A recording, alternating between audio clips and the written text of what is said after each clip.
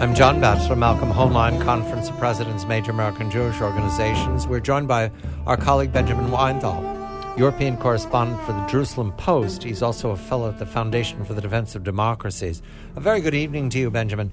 The concern here is that with the firefights in Yemen and the collapse of governance in Syria and now Ramadi being overrun, we've moved away from talking about Europe and the anti-Semitism that has become a daily occurrence, Malcolm tells me. Is there any indication that it is moderating, that the French forces who have been assigned, I believe, to all the major Jewish institutions, have they some way restored order or restored a sense of calm in the Jewish community? Good evening to you, Benjamin.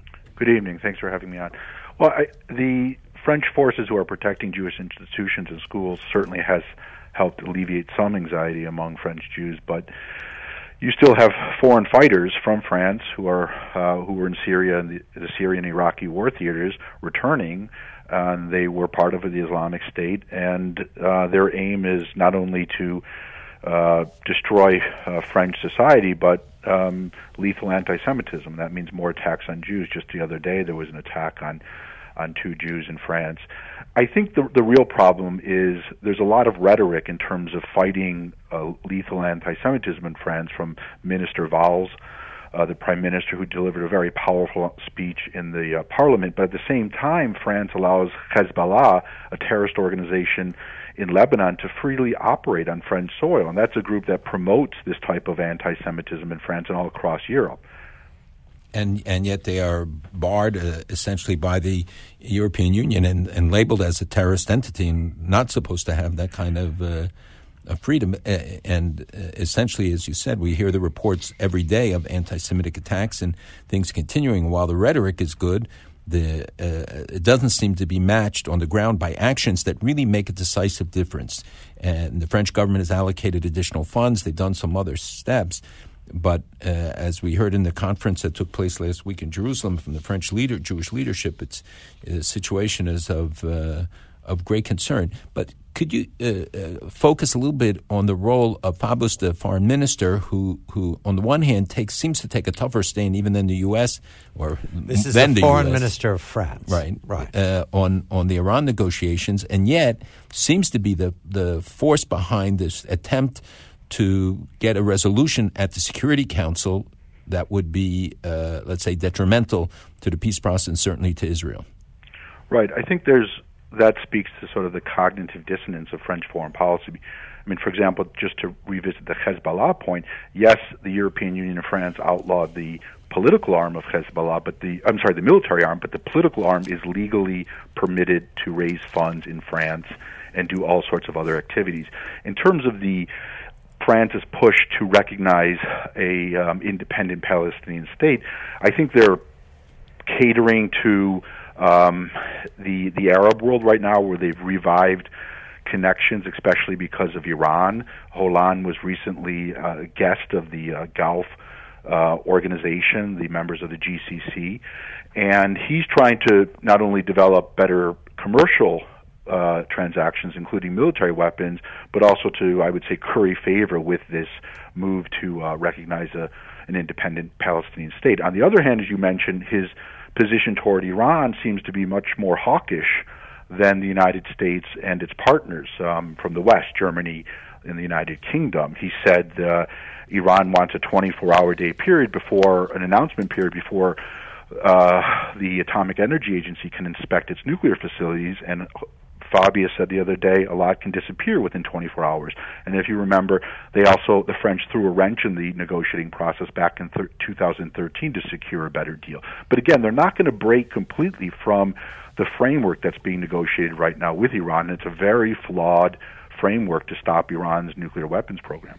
France, we can go back 50 years, and I believe France was the chief arms supplier to Israel in the days in the 1950s, right? 50s, and 60s. Remember, that was the Suez invasion was Britain, France, and Israel. Right, and then there was the Suez crisis, yes. But they were the first also to ban arms sales to Israel. Benjamin, does France take the lead for the whole of the European Union in dealing with Israel? Does London stand behind Paris? Does Berlin wait for what Paris says? Are they the de facto leadership of the whole continent? Well, they carry an enormous amount of weight. It'll be interesting to see what the Germans do, because this year is the 50th anniversary of German-Israeli diplomatic relations, which commenced in May of 1965. And there's all sorts of celebrations at the United Nations and in Germany about the relationship between Germany and Israel. Germany recently opposed labeling of Israeli products from the disputed territories, which is a de facto boycott, in my view, of Israeli products. And so that was an interesting move. Whether they're going to counter France's initiative is going to be a test of Merkel's pledge to her devotion to Israel's security, which she's declared to be integral to Germany's security. So it'll be an interesting litmus case. And how do you view the report on the Iranian massive human rights violations? I noticed this very clever thing that David Keyes did when Zarif came to NYU. He had a ice cream party celebrating the 1,000th execution under Rouhani, the supposed moderate.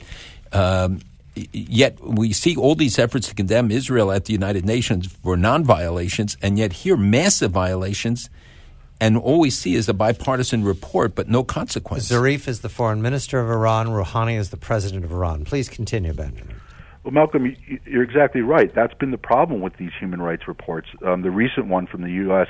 International Commission on Religious Freedom, it was a scathing indictment of Rouhani. It said that all of his human rights promises were not fulfilled. In fact, in terms of religious freedom for Jews, Christians, and other ethnic and religious minorities, including Sunni Muslims, the situation has gotten progressively worse under him as opposed to his predecessor, Mahmoud Ahmadinejad.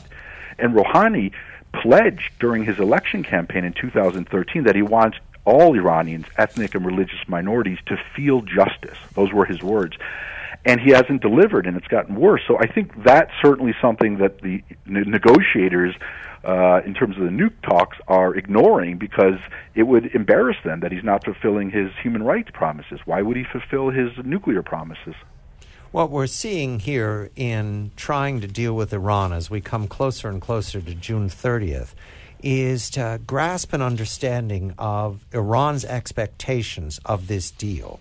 The provocations, the insults, but Zarif is at the center of the negotiation. Do you sense that they're acting confident that the deal is in their pocket, or are they acting as if this contest is going to continue through the summer? Can you get a sense of it, Benjamin? I mean, it's very difficult to read the mind of the supreme leader, Ali Khamenei, and we know he's a revolutionary and he's opposed to the West.